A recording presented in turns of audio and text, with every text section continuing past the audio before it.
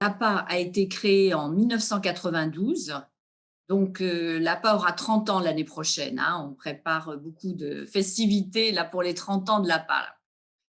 L'APA avait 2 missions, c'est-à-dire la première mission, c'était de conserver et d'archiver tous les textes autobiographiques non édités, parce que Philippe le Jeune, il en recevait beaucoup et à un moment, il raconte souvent, il était submergé. Il savait plus, il savait plus comment faire parce que il avait lancé un appel pour recevoir des journaux du 19e siècle et il a reçu beaucoup de lettres de gens qui lui écrivaient et qui lui disaient on n'a pas de journal du 19e siècle, mais on a notre journal où on a d'autres textes. Et on serait content que vous les lisiez. Et il ne savait plus où mettre tous les textes qu'il recevait chez lui. Et c'est pour ça qu'il s'est dit la seule solution, c'est de créer une association. Et donc, cette association, elle a été créée d'abord pour conserver et archiver tous les textes autobiographiques non édités.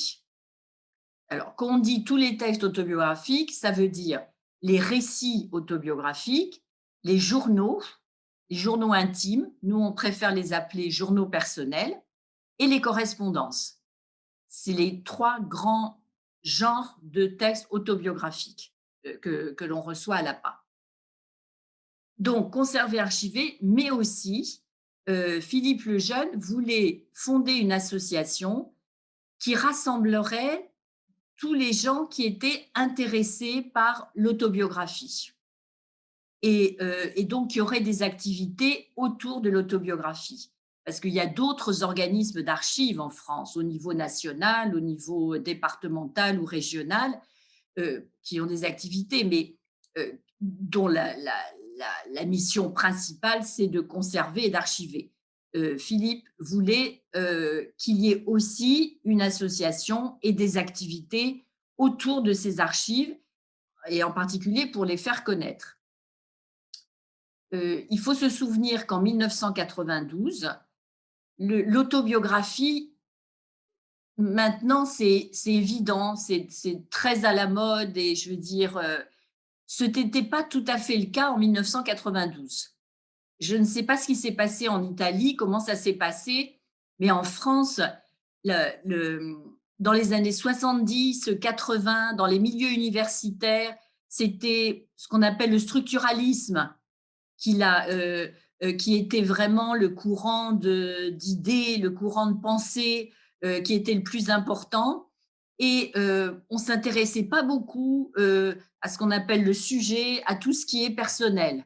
Au contraire, à la limite, c'était considéré comme, voilà, on préférait s'intéresser aux structures, à tout ce qui est collectif, et voilà, on ne croyait pas trop à l'individu. Donc, c'était nécessaire quand même de rassembler tous les gens qui aimaient lire et qui écrivaient des autobiographies. Et au départ, alors dès le départ, en 1992, donc le fonds s'est constitué à Ambérieu, et puis il y a eu 2 types d'activités qui ont été développées dès le départ. Premièrement, des publications. Parce qu'en 92, c'était encore le règne de l'écrit et de l'écrit sur papier, je veux dire. Hein, voilà, c'était le mode de communication essentiel. Donc, dès 1992, a été publiée la revue La Faute à Rousseau. Ici, c'est le dernier exemplaire. Ça s'appelle Renaître. Hein, c'est le numéro de février 2021. On en est au numéro 86. Parce que depuis 1992, il y a 3 numéros qui paraissent tous les ans. Et ce sont des articles sur l'autobiographie, ce sont des extraits de textes autobiographies, il y a des textes sur la recherche, mais aussi des témoignages. Et c'est pas une revue de recherche académique, universitaire, mais qui essaie de couvrir un peu tout le spectre de l'autobiographie. Donc, cette revue, elle a démarré dès 1992, et dès 1992 aussi, On a publié ce qu'on appelle le garde-mémoire. Le garde-mémoire, d'abord les premières années, c'était tous les 2 ans. Maintenant, c'est tous les ans et il paraît tous les ans, c'est, où se trouvent tous les comptes rendus qui sont écrits. On appelle ça des échos de lecture, les comptes rendus qui sont écrits, sur les textes que nous recevons. Parce que la grande particularité de l'APA, c'est que tous les textes que nous recevons, ils sont lus. Ils sont envoyés dans des groupes de lecture, ils sont lus et on rédige des échos de lecture. Ce qui permet après aux autres de les utiliser et en consultant ces comptes rendus, sur différents selon les thèmes qui intéressent les lecteurs ou les chercheurs. Donc ces 2 publications, elles ont démarré dès 1992 et dès 1992 aussi, ont été organisées, régulièrement des rencontres, des tables rondes, sur divers sujets, ce qu'on appelait les matinées du journal, en particulier sur les journaux, pas forcément uniquement les journaux que l'on recevait à l'APA, mais aussi même des journaux publiés, hein, c'était très ouvert. Et aussi chaque année, en juin ou juillet, on organise des journées sur un thème particulier. Ça dure du vendredi soir au dimanche soir. Et il y a des ateliers, il y a des conférences, il y a des débats, il y a des spectacles, des films, enfin bon, et tout ayant trait, bien sûr, à l'autobiographie. Donc tout ça, ça a démarré dès le départ, dès 1992. Et puis petit à petit, bien sûr, on a cherché d'autres moyens de faire connaître notre fonds, je veux dire. Alors bien sûr, hein, il y avait des articles dans la presse. Philippe, bien sûr, comme il est très connu, il a donné beaucoup bien sûr, d'interviews à la radio, à la télévision. Je veux dire, il était souvent sollicité, et bien sûr pour parler de l'APA. Mais on a cherché d'autres moyens de faire connaître notre fonds. Donc, on a commencé à publier ce qu'on appelle des cahiers de relecture, c'est-à-dire, c'est une publication, ce sont des cahiers avec des extraits sur un thème donné, des textes que nous avons dans notre fonds. Alors, je vous en montre un par exemple. Alors maintenant, on en a beaucoup, hein, de cahiers de relecture sur divers thèmes. Le premier qu'on ait publié, c'était sur la Seconde Guerre mondiale, sur 39-45. Donc, et avec parce qu'on a un fonds très important de témoignages sur cette période. Donc, on a publié ce cahier en 2006. Ça a été le premier de ce qu'on appelle les cahiers de relecture. Maintenant, il y en a plus d'une dizaine. Le dernier, c'est sur mai 68, mais il y en a d'autres aussi sur la Suisse, sur le thème de la maladie, sur différents thèmes. Je vous parle juste une minute de ce cahier sur la guerre, sur la Première Guerre mondiale, Écrire sa guerre, 1914-1918. Alors, moi, je m'en suis beaucoup occupée, c'est moi qui avais coordonné les travaux et qui me suis, bien sûr, voilà, qui me suis occupée de ce cahier. Et pour moi, il me tient beaucoup à cœur pour la raison suivante, c'est parce que ce cahier, on avait organisé des journées à Strasbourg avec les Allemands et on a décidé on a beaucoup travaillé avec le DTA, l'organisation allemande qui est à Emmendingen, et on avait décidé, on a échangé des textes.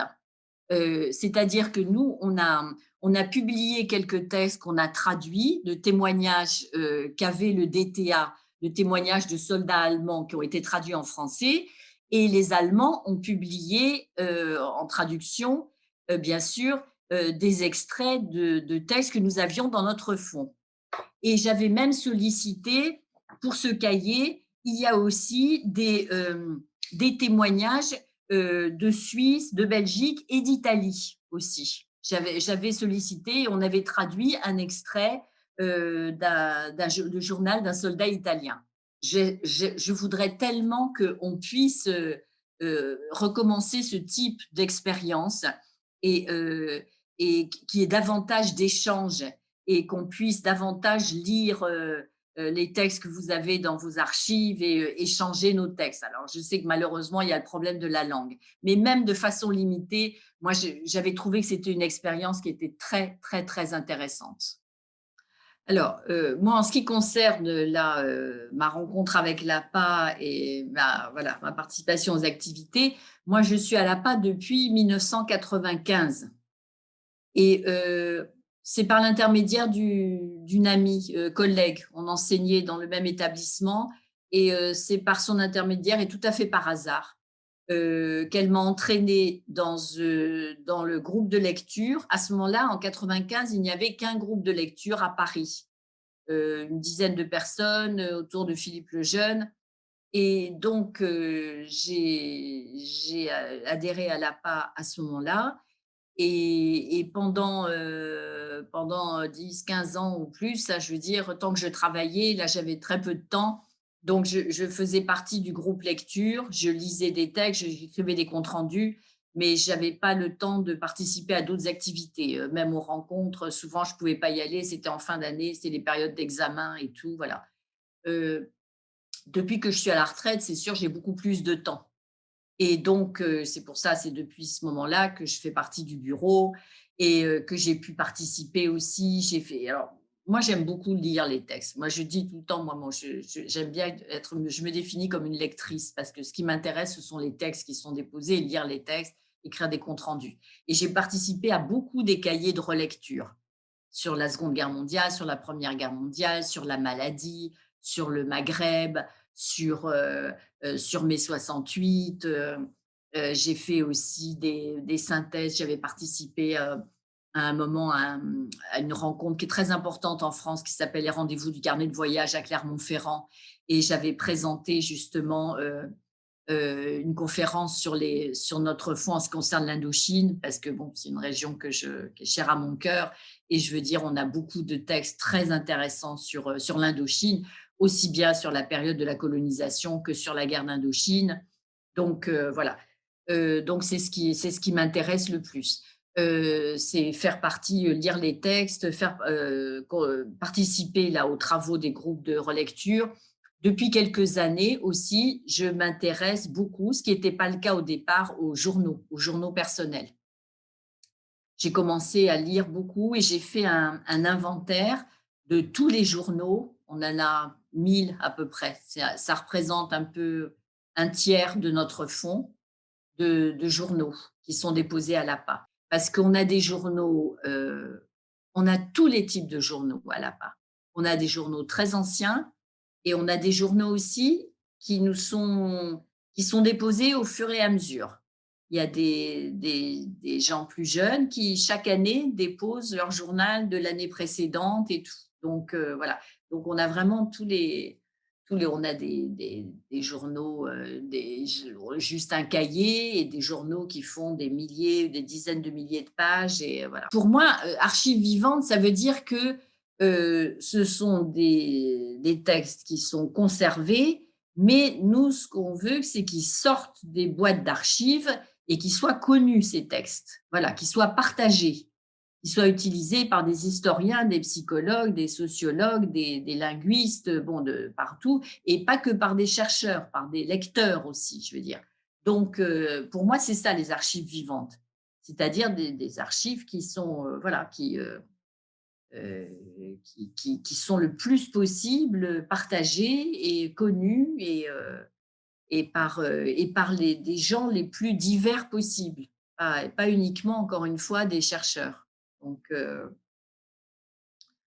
c'est ce qu'on essaie de faire. Je suis, l'archiviste essentiellement de l'association, donc je m'occupe, de tout ce qui concerne les textes entre, le moment où ils arrivent à l'association, c'est-à-dire, tout ce qui concerne la relation avec, les déposants, qu'ils déposent, des journaux, des lettres, des récits, des autobiographies.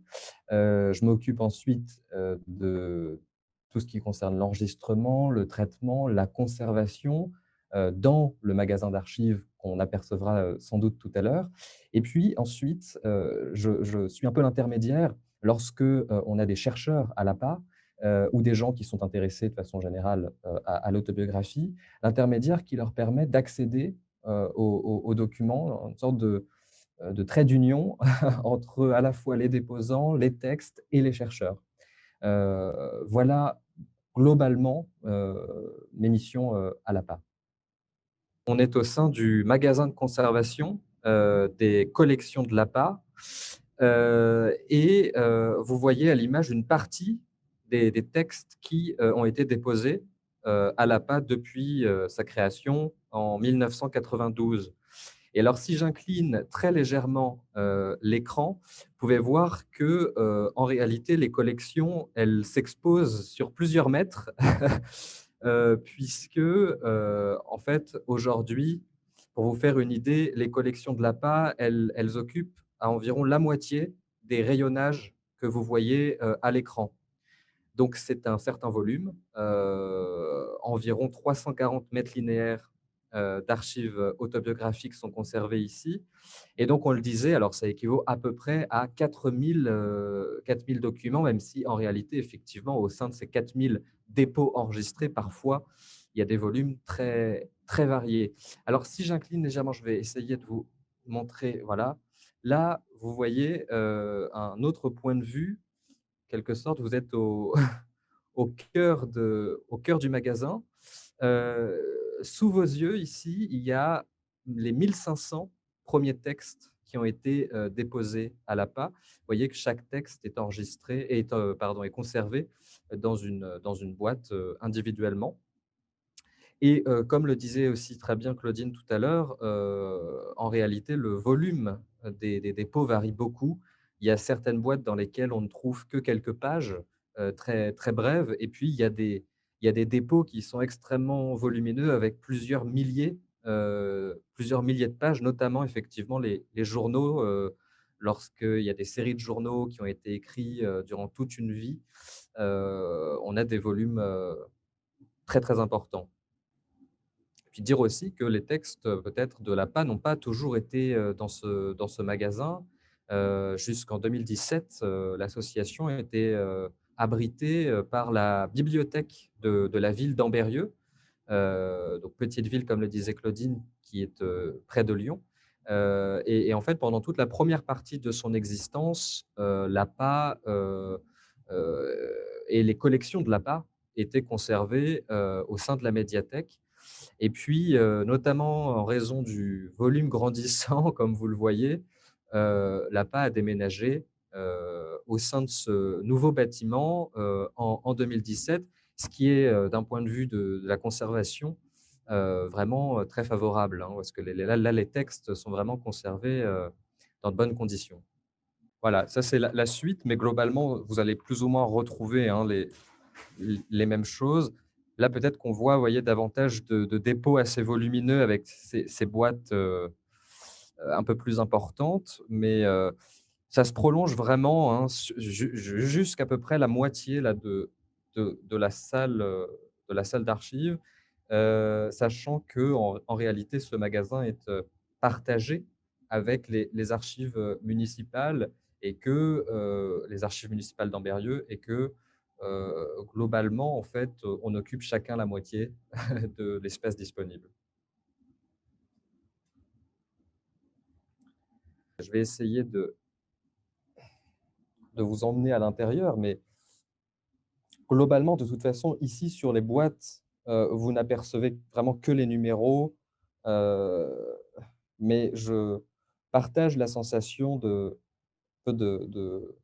chasse au trésor parce qu'on a toujours envie d'ouvrir toutes les boîtes. De recevoir avec 42 cahiers et bien sûr, manuscrits. On reçoit aussi des textes comme ça sous toutes les formes. Ça, c'est un petit texte, un petit carnet, voilà. C'est-à-dire qu'on a vraiment dans ces boîtes, il y a vraiment il y a des textes. D'abord, il y a des textes très anciens, manuscrits. Il y a des textes manuscrits, il y a des textes dactylographiés. On peut suivre toute l'histoire de l'écriture aussi et de la transcription. Et maintenant, de plus en plus, bien sûr, de textes auto-édités, saisis par ordinateur et auto-édités, là. Mais on a vraiment tous les formats et voilà, tous les Les types supports. de supports, voilà, et d'écriture. Ici à la PAI, il y a un certain nombre de chercheurs qui viennent régulièrement, étudier, les textes. D'ailleurs, la bibliothèque que vous voyez derrière moi, abrite à la fois des textes théoriques, mais aussi, de la littérature grise. Donc c'est-à-dire beaucoup de mémoires, de thèses, de travaux universitaires qui ont été réalisés à partir des collections, de l'APA. Et ça, ces travaux, c'est vrai qu'ils se poursuivent. Généralement, ils sont menés par des étudiants ou des universitaires en sciences, sociales, donc des historiens, des sociologues, mais pas seulement. Il y a aussi quelques, chercheurs en littérature. Il y a aussi, une j'allais dire une appréhension du fond d'un point de vue artistique, voire documentaire.